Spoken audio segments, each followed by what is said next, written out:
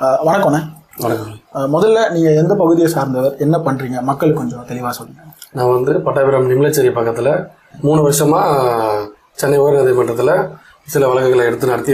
Okay, பொதுவாக மக்களுக்கு வந்து பார்த்தீங்கன்னா நிறைய விஷயங்கள்ல அவேர்னஸ் இருக்காது. கோர்ட் ப்ரொசீடிங்ஸ் எப்படி, என்ன மாதிரியான விஷயங்கள் கோர்ட்டில் நம்மளால் பண்ண முடியும், இல்லை பல நேர்கள் வந்து பார்த்தீங்கன்னா நீதி கிடைக்காத ஒரு சில சுச்சுவேஷன்லாம் நம்ம யார் அணுகிறதுன்னு தெரியாமல் இருப்பாங்க. ஸோ டீட்டெயிலாக ஒரு சில விஷயங்களை கேட்டு தெரிஞ்சுக்கலாம் அப்படின்னு சொல்லிட்டு தான் முதல்ல வந்து பார்த்தீங்கன்னா பொதுநல வழக்கை பற்றி நான் பேசணும் அப்படின்னு சொல்லிட்டு பார்க்குறேன். ஸோ ஒரு பொதுநல வழக்குன்றது என்ன மாதிரியான சுச்சுவேஷனில் அதை நம்ம ஃபைல் பண்ணணும்? பொதுநல வழக்குன்றது வந்து நம்ம உயர் நீதிமன்றத்தில் ஆர்டிகல் 226 படி கான்ஸ்டியூஷன் ஆஃப் இந்தியா படி தாக்கல் செய்யறதா. பொதுநல வழக்கு இங்கிலீஷ்ல வந்து பப்ளிக் இன்ட்ரெஸ்ட் லிட்டிகேஷன். அது யாரெல்லாம் ஃபைல் பண்றான்னு பாத்தீங்கன்னா, பொதுமக்கள். இப்போ ஒரு ஏரி மேட்டருக்கு அந்த சமூக ஆர்வலர் அவங்க ஃபைல் பண்ணுவாங்க. மற்றும் இப்போ என்ரோச்மெண்ட் சம்பந்தமா அங்க இருக்க இப்போ இல்லீகலா ஒரு என்ரோச்மெண்ட் பானகடத்துல வீடு கட்டுறாரு, ஏரி. பொதுவாக ஒரு ஊர்லேயோ இல்லை ஒரு இடத்துலையோ ஒரு பிரச்சனை ஏற்படும் போது அந்த பிரச்சனையை சுற்றி யாராவது லைக் இன்வால்வ் ஆயிருக்காங்க, தப்பாக ஒன்று பண்ணியிருக்காங்கன்னு போது நம்ம பொதுநல வழக்கு ஃபைல் பண்ணணும். சரியா? இப்படி இந்த பொதுநல வழக்கு ஃபைல் பண்ணுறதுக்கு என்ன ப்ராசஸ், யாரை, இப்போ நான் ஒரு பிரச்சனையை ஃபேஸ் பண்ணுறேன், ஒரு பொதுமக்களாக இருக்கும்போது நான் யாரை அணுகணும், என்ன பண்ணணும்? இப்போ இதுவே வந்து ஒரு எக்ஸாம்பிளா என்ரோச்மெண்ட் சம்பந்தமா நான் சொல்லிடுறேன். பொதுநல வழக்கு. சரி. இப்போ ஒரு நீர்நிலை சம்பந்தப்பட்ட ஒரு ஏரியால ஒருத்தர் வந்து இல்லீகலா ஒரு வீடு ஒன்று கட்டுறாரு. ஓகே. அது நம்மளோட இதுல கட்ஸ்ல நீர்நிலைன்னு இருக்குது. ஓகே. அதை வந்து எடுத்துட்டு இப்போ அதை நம்ம ஃபர்ஸ்ட் யார்கிட்ட நம்ம கம்ப்ளைண்ட் பண்ணோம்னா, தாசில்தார் அவர்கிட்ட plus collector, revenue divisional officer, RTO, இவங்க 3 பேருக்கிட்ட வந்து இந்த மாதிரி இங்க இல்லீகலா ஒரு கன்ஸ்ட்ரக்ஷன் வந்து நீர்நிலை ஆக்கிரமிப்புல இருக்கிறாரு, பட்டா எதுவுமே இல்லாம இருக்கிறாரு, நீங்க அதை வந்து அகற்றி தரணும்னு சொல்லி ஒரு ரெப்ரசன்டேஷன், கம்ப்ளைண்ட், பெட்டிஷன் அந்த மாதிரி கூட சொல்லிக்கலாம். அதை வந்து நம்ம கொடுக்கும்போது இதுல வந்து இவங்க 3 பேருமே 30 நாளுக்குள்ள ஒரு பதில் எதுவும் அளிக்காம, எந்த ஒரு நடவடிக்கையும் எடுக்காம ஆக்கிரமிப்புல இருக்கவங்க இருக்காங்க, இல்லீகலா இருக்காங்க அப்படின்னா நம்ம வந்து பொதுநல வழக்கு ஹைகோர்ட்ல நம்ம ஃபைல் பண்ணிடலாம். ஓகே. அப்போ பொதுநல வழக்குக்கு முன்னாடி வந்து பாத்தீங்கன்னா பெட்டிஷன் ஒரு ஆப்ஷன் இருக்கு. அதுதான் நீங்க வந்து சொன்னீங்க, ஒரு மனு கொடுக்கறது மூலமா. இப்போ மனு பத்தியும் நம்ம சொல்லுவோம். ஏன்னா மக்களுக்கு ஒரு மனு கொடுக்கறதுனா என்ன எதுன்னு தெரியாது. இப்போ உங்களை மாதிரி இருக்க ஒரு வழக்கறிஞர் அணுகி மனு கொடுக்கறதுக்கு என்ன பண்ணணும், இல்ல என்ன மாதிரி விஷயங்கள்? மனு வந்து ஒரு சிம்பிள் ஒரு ஒயிட் பேப்பர்ல வந்து நம்ம வந்து ஒரு கம்ப்ளைண்ட், இந்த மாதிரி இன்னைக்கு ஒரு டேட்டு, பெட்டிஷனரோட பேரு, யாரு அனுப்புனர் பேருனர், அவங்க டீடைல்ஸ் எழுதிட்டு இந்த கரெக்டான டீடைல்ஸ், அதுல ஒரு சர்வே நம்பர் போட்டு அது எந்த மாவட்டம், எந்த வட்டம், எந்த கிராமம், அதை போட்டுட்டு எந்த இதுல ஒரு ஆக்கிரமிப்புல இருக்காரு, எத்தனை இதுல இது பண்ணிட்டு இருக்காரு, இல்லீகலா இருக்காருன்ற ஃபுல் கம்ப்ளைண்ட், ஒரு போலீஸ் கம்ப்ளைண்ட் மாதிரி வச்சுக்கோங்க. அது கொடுத்துட்டு போஸ்ட் மூலியமா நம்ம போய் நேர்ல கொடுக்க முடியல கூட பரவாயில்ல, ஒரு ரெஜிஸ்டர்ட் போஸ்ட் மூலியமா கண்டிப்பா அக்னாலஜ்மெண்ட் கார்டு வந்து நமக்கு வச்சுதான் அனுப்பணும். ஏன்னா அதுதான் வந்து அவங்களுக்கு அனுப்புறான்றது ஒரு ப்ரூஃப். Okay, record. இப்போ ஒரு மனு வந்து பாத்தீங்கன்னா, இப்போ நீங்க இந்த என்க்ரோச்மெண்ட் மேட்டரை பத்தி பேசும்போது சொன்னீங்க, வேற ஒரு சில விஷயங்கள்லயுமே வந்து பாத்தீங்கன்னா நம்மளால மனு கொடுக்கும். இந்த பொதுநல வழக்குக்கு முன்னாடி வந்து பாத்தீங்கன்னா நம்ம பெட்டிஷனை பத்தி பேசிட்டு இருந்தோம். இந்த பெட்டிஷன்ல வந்து பாத்தீங்கன்னா வேற ஒரு சில விஷயங்களுக்கு, ஏன்னா என்க்ரோச்மெண்ட் மட்டும் இல்லாம வேற ஒரு சில பிரச்சனைகளுக்கும் நம்மளால பெட்டிஷன் கொடுக்க முடியும். யாருக்கு என்ன மாதிரியான பிரச்சனைகள்ல நீங்க பெட்டிஷன் கொடுத்துருக்கீங்க, ஏதாவது உதாரணங்கள் இருந்தா? இது ரீசெண்டாவே ஒரு ஏரி ஒரு விஷயமா, ஏரியில வந்து குப்பை ஃபுல்லா கொட்டுறாங்க, பஞ்சாயத்துல இருந்து ஏரி ஃபுல்லா, அதாவது ஏரி கரையில பாத்தீங்கன்னா ஒரு பொதுநல வழக்கு ஃபைல் பண்ணணும்னு சொல்லிட்டு ஒரு சமூக ஆர்வலர் நம்ம கிட்ட அணுகினாரு. அது பார்க்கும்போது அந்த ஏரி வந்து பூந்தமல்லி வட்டத்துல உள்ள ஒரு பானவேடு ஏரி. அதுல போய் நம்ம நேர்ல போய் பார்க்கும்போது பாத்தீங்கன்னா 2 கிலோமீட்டர் இருக்கும் அந்த ஏரி கரை. அதுல பாத்தீங்கன்னா மருத்துவ கழிவு, கம்பெனி கழிவு, அப்புறம் கழிவு நீர், பிளாஸ்டிக், அது இல்லாம என்ன பண்றாங்கன்னா கழிவு நீர் அதை வந்து ஏரியிலே ஸ்ட்ரெயிட்டாவே கலந்துடுறாங்க. அதை வந்து தடுக்கணும் அப்படின்னு சொல்லிட்டு அந்த சமூக ஆர்வலர் நம்ம கிட்ட வந்து அதுக்கப்புறம் என்ன பண்ணாரு, ரெப்ரசன்டேஷன், அதாவது கம்ப்ளைண்ட் வந்து ப்ராப்பரா அவரே ரெடி பண்ணி அனுப்பிட்டாரு. அதை வந்து யாரெல்லாம் அவர் அனுப்பினாருன்னா, கலெக்டர், பிடிஓ, பிடபிள்யூடி, அப்புறம் இன்னும் 2-3 அந்த அதிகாரிகளுக்கு அனுப்பிட்டு நம்ம கிட்ட வந்தாரு. 30 நாள் ஆயிடுச்சு, எந்த ஆக்ஷனும் எடுக்கலன்னு சொல்லிட்டு நம்ம கிட்ட வந்தாரு. நம்ம பொதுநல வழக்கு அதை ஃபைல் பண்ணி போயிட்டு இருக்கு, பெண்டிங்ல தான் இருக்கு, போயிட்டு இருக்கு. இறுதியான வரணும். ஆனா ஒரு இன்ட்ரீம் ஆர்டர்னு சொல்லி 2 ஆர்டர் கொடுத்துருக்காங்க. அதை வந்து அந்த அளவுக்கு எஃபெக்ட் அதிகாரிங்க இன்னும் கொடுக்கல. மக்களுக்கு எந்த சந்தேகமும் வேணாம், அந்த பொதுநல வழக்கை தொடுத்தது நம்ம ஏற்கனவே ஒரு வீடியோ போட்டிருப்போம். அந்த வீடியோல திரு சமூக ஆர்வலர் விக்னேஷ் தினேஷ் அவர்கள் தான் வந்து அந்த வழக்கு தொடுத்திருந்தாரு. அதுக்கு முழுமையா சட்ட உதவிகள் மொத்தமும் பண்ணது வந்து பாத்தீங்கன்னா புவனேஸ்வரன் சார் தான்.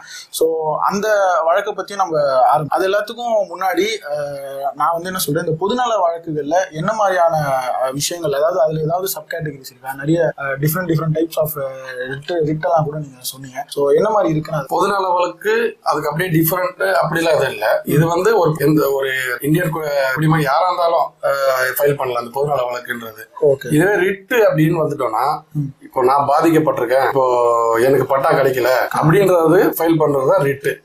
ரிட்டு வந்து 5 வகை இருக்குது.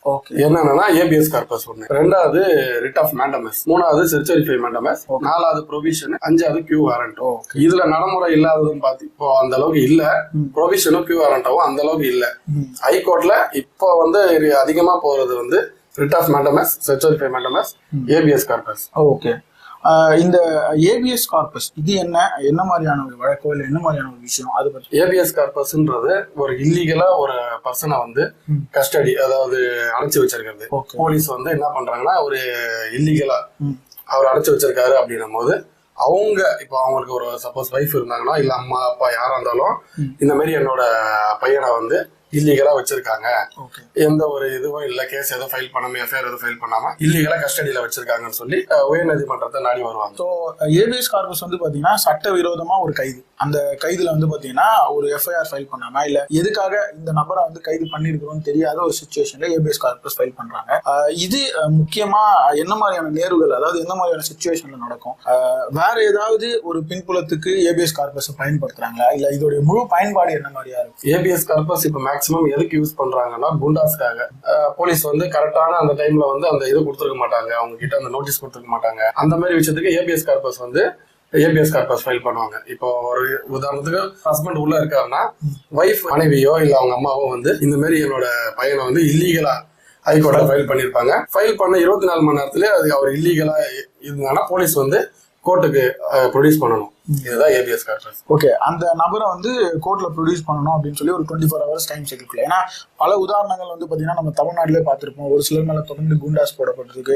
அவங்க வந்து பாத்தீங்கன்னா ஒரு சில தவறான நபர்கள் மேலேயும் போடப்பட்டிருக்கு. இல்ல ஒரு சிலர் வந்து பாத்தீங்கன்னா இந்த பத்திரிகையாளர்கள் கோயில்கள் இருக்கவங்க அவங்க மேல எல்லாம் கூட தொடர்ந்து குண்டாஸ். இந்த மாதிரி ஒரு சிச்சுவேஷன்ல அவர் வந்து பாத்தீங்கன்னா சட்டவிரோதமா கைது செய்யப்பட்டிருக்காருன்னா, ஒரு ரத்த சொந்தமா நான் யாரை அணுகணும், எங்கெல்லாம் இந்த ஏபிஎஸ் கார்பஸ் எங்க போய் ஃபைல் பண்ண முடியும், இல்ல இதை டிராஃப்ட் பண்றது என்ன பண்ணணும், இல்ல என்ன மாதிரியான முன்னெடுப்புகளை நான் எடுக்கணும் தனிநபரா? ஏபிஎஸ் கார்பஸ்ன்றது வந்து நம்ம பார்ட்டியன் பர்சனாவே அவங்களாவே போகலாம். அவங்களுக்கு வந்து ஒரு நாலேஜ் இருக்கு.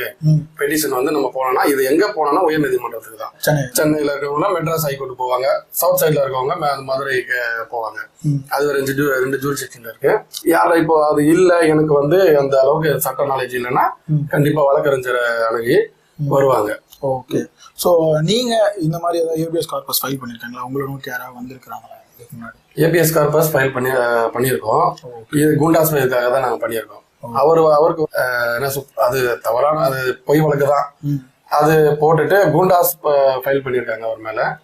3 மாசம் உள்ள ஆல்ரெடி இருந்தாரு. அவங்க ஒய்ஃப் வந்து நம்ம கிட்ட வந்து இந்த மாதிரி அவர் அந்த கேஸ்லயே இல்ல, ஆனா வந்து தப்பா கூட்டு போய் அவர் மேலே குண்டாஸ் ஃபைல் பண்ணிருக்காங்க. ஃபர்ஸ்ட் குண்டாஸ் வந்து ஃபைல் பண்ணோன்னே முதல்ல இருந்து ஒரு போர்டு இருக்கும், அட்வைசரி போர்டுன்னு சொல்லி சென்னையில. அங்கதான் போவாங்க. அங்க போய் அங்க வந்து அவர் இல்ல, எந்த தப்புப்பா, அவருக்கு வந்து இந்த குண்டாஸ் போடுற அளவுக்கு இது ஒண்ணும் இதெல்லாம் இல்ல, இவருக்கு அப்படி இல்லைன்னா அங்கேயே வந்து போர்டு வந்து மேக்சிமம் ரிலீஸ் பண்ணிடுவாங்க.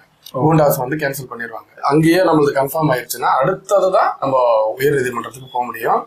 அதுல வந்து இந்த குண்டாஸ் வந்து ஒருத்தர் மேல போடுறாங்கன்னா இது டாக்குமெண்ட்ஸ் வந்து ஒரு புக்லெட் மாதிரி ஒண்ணு போலீஸார் வந்து கரெக்டா ஃபைல் பண்ணி போட்டிருக்க விஷயத்தை எல்லாமே அவருக்கு தெரியப்படுத்தணும். அதுல வந்து தாமதமாகும் போதுதான் குண்டாஸ் வந்து ஃபைல் பண்ணி இப்ப வந்து குண்டாஸை வந்து சில பேர் குண்டாஸ்ல விடுதலாகி இப்போ அடுத்ததான் வந்து பாத்தீங்கன்னா இந்த ரிட் ஆஃப் மேண்டமஸ். இது என்ன மாதிரியான ஒரு இது, எதுக்காக இதை நம்ம பயன்படுத்த முடியும்? ரிட் ஆஃப் மேண்டமஸ் உதாரணத்துக்கு சொல்லணும்னா, பட்டா எனக்கு இப்ப வேணும், ரொம்ப நாளா வந்து ஒரு இடத்துல இருக்கிறேன், இந்த இடத்துக்கு பட்டா கொடுக்கலாம் அப்படின்ட்டு நம்ம இது பண்றோம் அப்படின்னா, நம்ம வந்து முதல்ல இதே மாதிரி ரெப்ரசன்டேஷன் பெட்டிஷன் அதை நம்ம வந்து தமிழ்ல இல்லைன்னா இங்கிலீஷ்ல எதெல்லாம் வட்டாட்சியருக்கோ மாவட்ட ஆட்சியருக்கோ ஆர்டிஓ 3 பேருக்குமே வந்து ஒரு மனு ரெடி பண்ணி நான் இந்த அதை எல்லாமே குறிப்பிடணும். நான் இந்த மாவட்டத்துல இந்த தாலுக்கால இந்த மாவட்டத்துல இருக்கேன், சர்வே நம்பர்ல நான் இருக்கிறேன், இது வந்து ஏரி புறம்போக்கு மற்றும் ஃபாரஸ்ட் எதுக்கெல்லாம் ஆட்சேபனை ஒரு பகுதியா இருக்கிறேன், எனக்கு வந்து பட்டா வேணும், அதுக்கு எனக்கு எலக்ட்ரிசிட்டி பில்லு இருக்கு, நான் வரி கட்டியிருக்கேன், வீட்டு வரி கட்டியிருக்கேன், கரண்ட் பில் கட்டியிருக்கேன், போக ரேஷன் கார்டு அந்த மாதிரி ப்ரூஃப்லாம் வச்சு ஒரு பெட்டிஷன் மாதிரி ரெடி பண்ணி அதெல்லாம் டாக்குமெண்ட், ரேஷன் கார்டு இந்த இதெல்லாம் வந்து டாக்குமெண்டா மார்க் பண்ணி நம்ம அவங்க கிட்ட ஒரு ரெப்ரசன்டேஷன் கொடுக்குறோம் அப்படின்னா அதை வந்து வட்டாட்சியர் வந்து 30 நாளுக்குள்ள எந்த ஒரு நடவடிக்கை எடுக்கல, எதுவுமே பண்ணல அப்படின்னும் போது நம்ம உயர்நீதிமன்றத்தை அணுகி நம்ம ஆர்டர் வாங்குறது ரிட் ஆஃப் மேண்டமஸ்.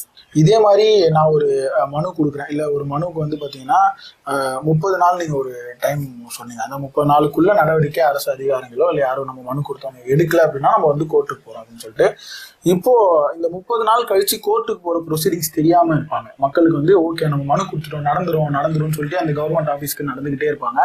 அது நடக்கலைன்னும் போது அவங்களுக்கு நீங்கள் என்ன சொல்ல வரீங்க, அவங்க உங்களை அணுகணும்னா எப்படி, என்ன பண்ணலாம், அடுத்து என்ன ப்ரொசீடிங்ஸ் கொஞ்சம் மக்களுக்கு ஒரு அவேர்னஸ் மாதிரி கொடுத்துட்டீங்கன்னா நல்லா இருக்கும்.